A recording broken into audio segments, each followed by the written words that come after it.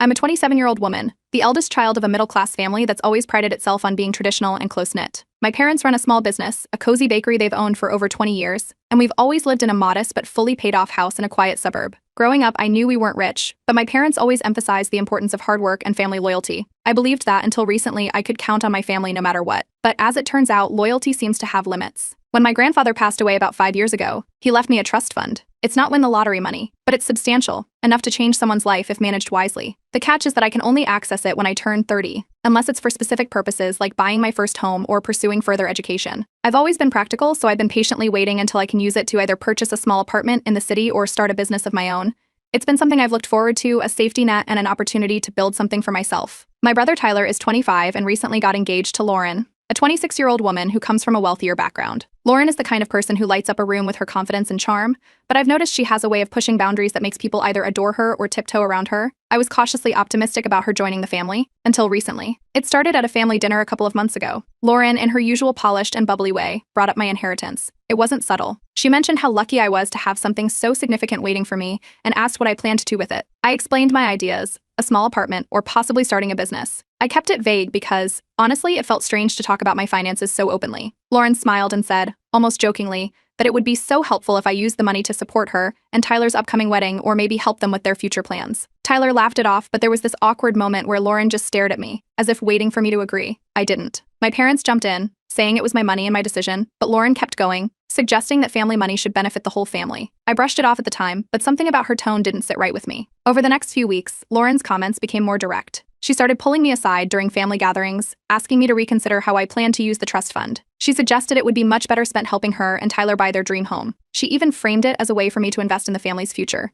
At first, I politely told her no, explaining that the trust had specific conditions and that I had my own plans. But she didn't seem to take the hint. Tyler, to his credit, apologized on her behalf a couple of times. But then he started saying things like, I get where she's coming from, or you're in a great position to help. It wasn't outright pressure, but it was enough to make me uncomfortable. What really surprised me, though, was how my parents reacted when I brought it up. Instead of shutting the whole thing down, they seemed hesitant. My mom even said something about how Lauren just wants to feel like part of the family and how Tyler had always been the one who struggled more financially. That's when it hit me. This wasn't going to go away quietly. The final straw came when Lauren cornered me during a casual weekend lunch, just the two of us. She outright asked me to consider gifting them a portion of the inheritance as a wedding present. When I said no, firmly this time, she accused me of being selfish. She said I was hoarding money that could make a real difference for Tyler and their future. I was so stunned I didn't even know how to respond. Tyler later called to apologize, but it felt more like damage control than genuine remorse. He mentioned that Lauren didn't mean to come off so strong, but she had a point. Now, I can't shake the feeling that this is only the beginning. My parents' sudden sympathy for Lauren's point of view has thrown me off balance. I can't tell if they're trying to keep the peace, or if they genuinely agree with her. Either way, it feels like I'm being set up as the villain in my own family. I've started to notice little things, too, comments from relatives about how lucky I am, subtle shifts in the way Tyler and Lauren behave around me. It's like they're testing how far they can push. I'm trying to stay calm and stick to my boundaries, but there's this nagging feeling that I need to prepare for a fight I didn't ask for. And honestly, I'm not sure how much longer I can keep brushing it off. Update 1. A few weeks after the uncomfortable conversations with Lauren, I got a text from Tyler inviting me to lunch. It seemed innocent enough, a casual catch-up between siblings. I figured it might be a good opportunity to clear the air. When I arrived, Tyler and Lauren were already waiting, all smiles. The lunch started off normal, small talk about work, updates on their wedding plans, and a few jokes about how stressful it all was. It wasn't until dessert arrived that the mood shifted. Lauren leaned in and, with a tone so sweet it almost sounded rehearsed, brought up my trust fund again. This time, she didn't dance around the issue. She suggested I gift part of the money to them as a wedding present. It wasn't a suggestion, really, it felt more like an expectation. She even threw in how much it would mean to the family and how it would show my support for Tyler and their future. I stayed calm and explained, again, that the trust had stipulations and that I had my own plans for the money. I thought that would be enough, but Lauren wasn't backing down. She started going on about how I was hoarding wealth that could help everyone and how I didn't even need the money right now. Tyler chimed in, saying he understood my position, but that Lauren had a point. He framed it like I was being unreasonable for not even considering it. The rest of lunch was awkward, and I left feeling like I'd walked into a setup. A few days later, my parents called me over for what they described as a family meeting. When I got there, Tyler and Lauren were already seated with my parents. That sinking feeling I'd had during lunch came right back. My parents, who had always respected my boundaries before, surprised me by suggesting that I should share the inheritance to avoid any unnecessary conflict.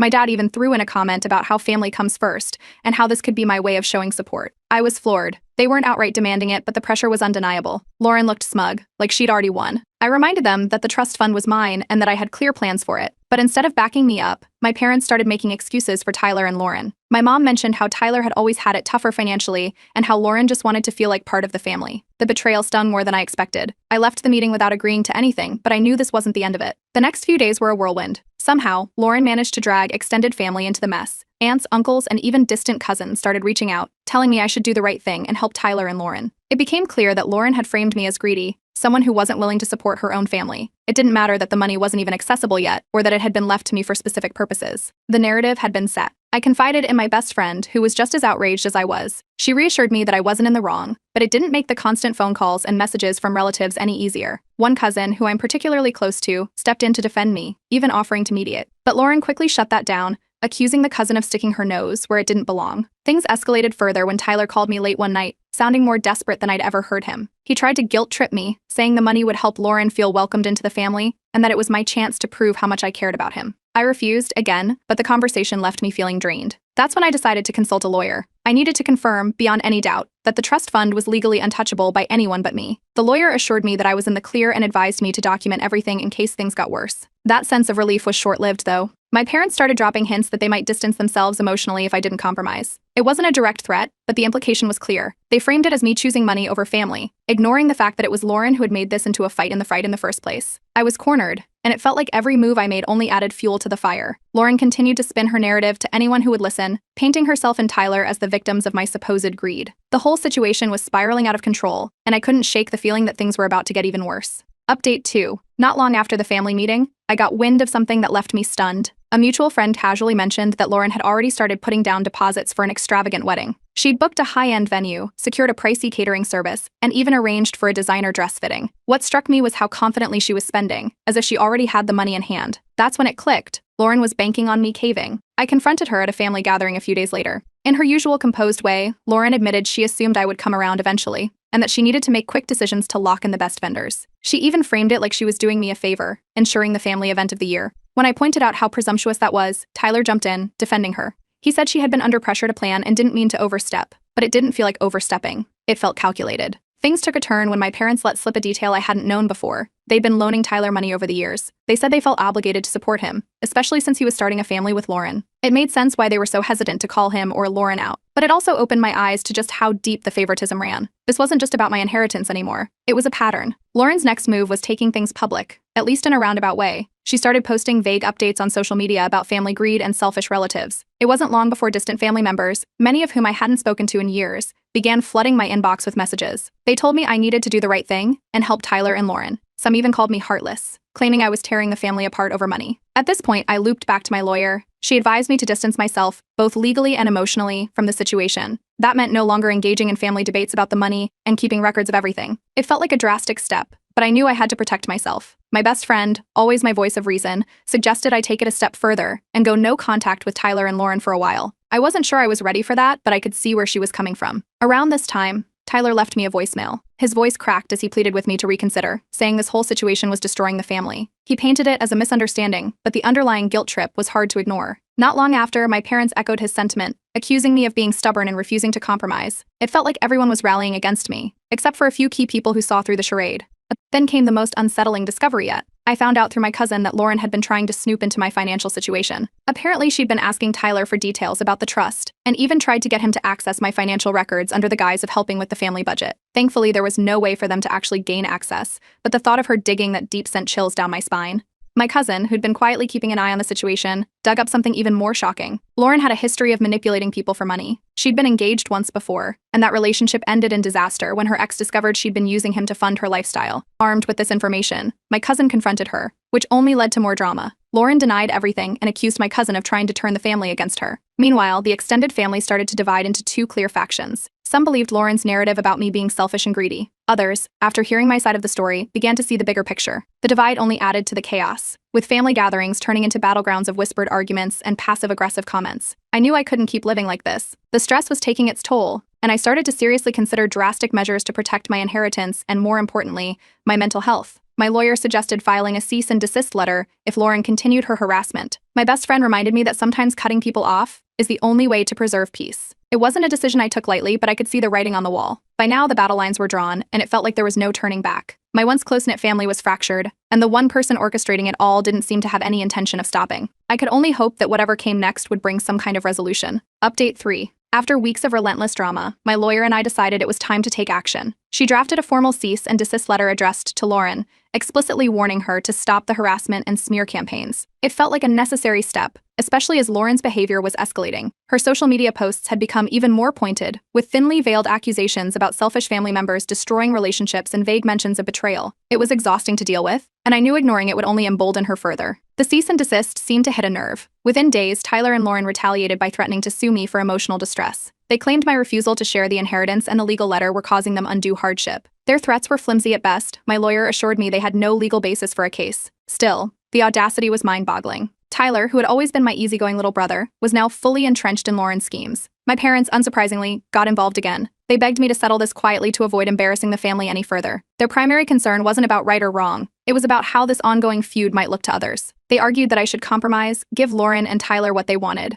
and let the whole thing blow over. Their refusal to acknowledge the harm Lauren was causing made it clear where their loyalty lay, and it wasn't with me. Meanwhile, Lauren doubled down on her social media antics. She started sharing exaggerated stories about toxic relatives trying to ruin her and Tyler's wedding. It wasn't hard to read between the lines, and people in our extended family who weren't already involved started reaching out to me, asking if the posts were about me. The constant barrage of comments and questions was overwhelming. At that point, I decided to block Lauren and Tyler on all platforms and cut off communication entirely. My cousin, who had been my rock throughout all this, stepped up in a big way. She offered to help me gather evidence to protect myself if things escalated further. Together, we combed through screenshots of Lauren's posts, messages, and even snippets of conversations from family gatherings. It wasn't hard to build a case showing Lauren's manipulative tactics. The more we uncovered, the more I realized just how far she was willing to go to get what she wanted. The situation took a darker turn when I discovered that Lauren had been spreading rumors at my workplace. A coworker pulled me aside and mentioned that someone had been calling around, asking invasive questions about me and my financial situation. It didn't take long to connect the dots back to Lauren. My supportive coworker thankfully helped me gather resources to address potential defamation. The idea that she was trying to sabotage my professional life was infuriating, but unfortunately, not surprising. Amid all this, Tyler made a critical mistake. In a group text with my parents and Lauren, he accidentally shared screenshots of a private conversation with Lauren. The messages painted a very clear picture of her true intentions. In one text, she blatantly stated her goal was to secure the bag, and that my parents would eventually convince me to cave. She even joked about how she had always been good at getting people to see things her way. The messages were damning.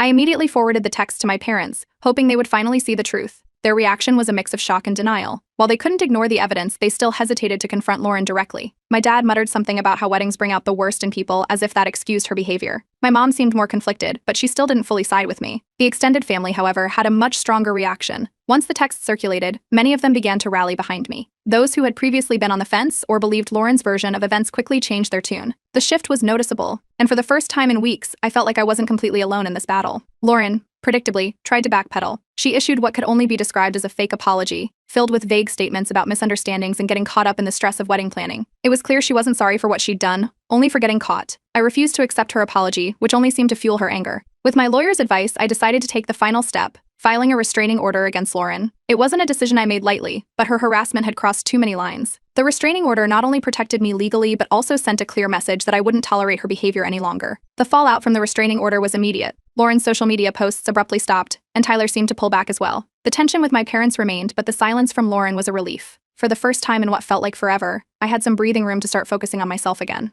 Update 4. Even after the restraining order, Lauren refused to back down. Through mutual friends and family grapevines, I kept hearing snippets of her complaints. She claimed I was ruining her life and tearing the family apart with my stubbornness. Her insistence on framing herself as the victim was exhausting. Every time I thought the situation might calm down, someone would forward me a screenshot of another outburst or passive-aggressive comment she made in a group chat.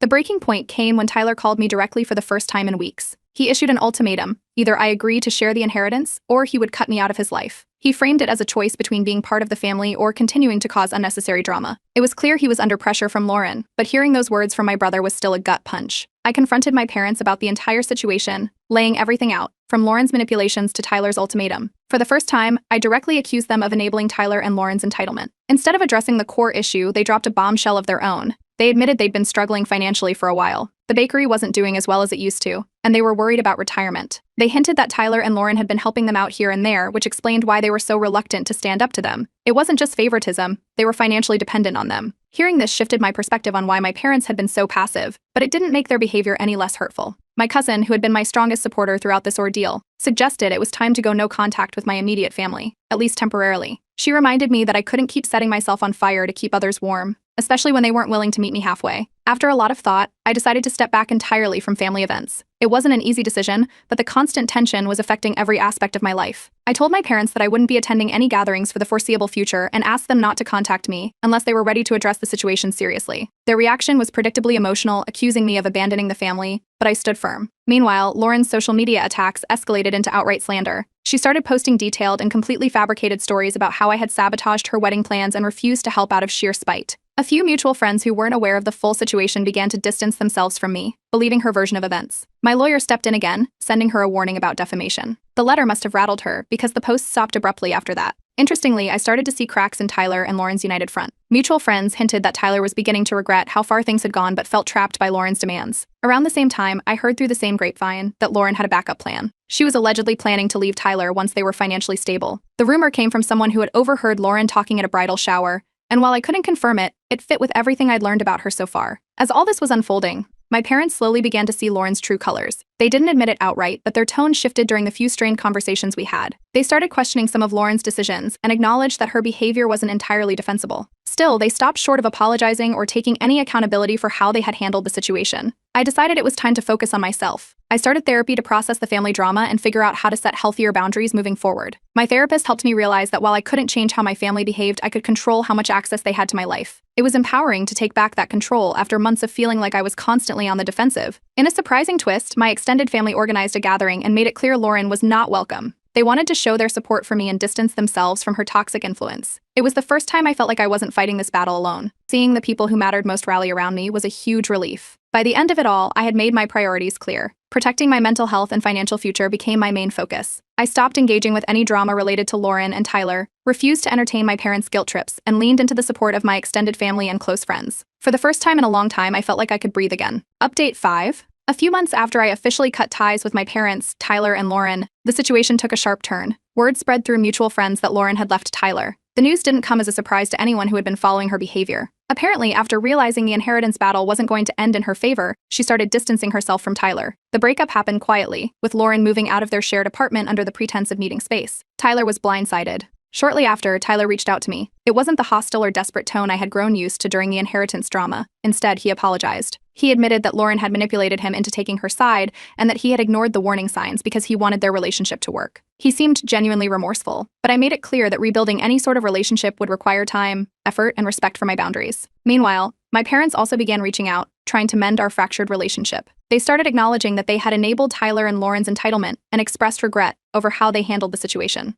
However, I kept firm boundaries in place. While I was open to polite communication, I made it clear that trust would take a long time to rebuild. During this time, I made the decision to finally access my inheritance and start building the life I had always envisioned. I used a portion of the funds to purchase my first home, a cozy apartment in the city that felt like a fresh start. With the remaining money, I invested in starting a small business I had been dreaming about for years. It was a calculated risk, but the sense of independence and control it gave me was worth every moment of effort. My cousin, who had been my biggest supporter throughout the ordeal, became an even stronger presence in my life. She helped me navigate the challenges of starting my business and encouraged me to focus on the relationships that truly mattered. Together, we celebrated every small milestone, from my first business client to settling into my new home. Her unwavering support was a reminder that family doesn't have to be defined by blood alone. As for Tyler, the fallout from his relationship with Lauren forced him to confront some hard truths. He began therapy to address his codependency issues and to better understand why he had allowed Lauren to manipulate him for so long. Slowly, he started rebuilding his life. Our relationship improved incrementally, he respected my boundaries and didn't push for more than I was willing to give. It wasn't perfect, but it was a step in the right direction. Lauren, on the other hand, faced the consequences of her actions. After the cease and desist and defamation warnings, her social media presence dwindled. By the time her breakup with Tyler became public, her reputation had taken a significant hit. Mutual friends distanced themselves from her, and she eventually deleted her accounts altogether. I later heard that she had moved to another city to start fresh, leaving behind a trail of burned bridges. My parents made another major change. They decided to sell their struggling bakery and retire. They cited stress and a desire to simplify their lives as the reasons, but it was clear they were also grappling with guilt over how they had handled the family conflict. While they made occasional attempts to reconnect, They seemed to accept that my boundaries were firm. Eventually, they offered a formal apology, acknowledging how much their actions had hurt me. While I appreciated the gesture, I kept my distance, choosing to prioritize my own peace. The extended family, who had rallied around me during the height of the drama, continued to be a source of support. We began organizing more gatherings without any of the tension that had plagued past events. It created a sense of belonging I hadn't felt in a long time. Some relatives even reached out personally to commend me for standing my ground and handling such a messy situation with grace. One of the more unexpected outcomes was reconnecting with distant family members who admired the strength I had shown. Their words of encouragement and solidarity reminded me that not every family dynamic has to be defined by conflict. It was heartening to see relationships blossom in the wake of what had felt like endless turmoil. My business flourished over time, giving me both financial independence and a sense of accomplishment. The challenges of entrepreneurship were a welcome distraction from the family drama, and every small success felt like a victory. The freedom to make my own decisions, unburdened by others' expectations, was a feeling I hadn't realized I needed so desperately. As I reflect on everything that's happened, I can see how much I've grown through this experience. Setting boundaries, prioritizing my mental health, and choosing self-respect over toxic relationships have all been lessons I'll carry with me. While the road to healing isn't always smooth, I'm finally at a place where I can look forward without the weight of the past holding me back.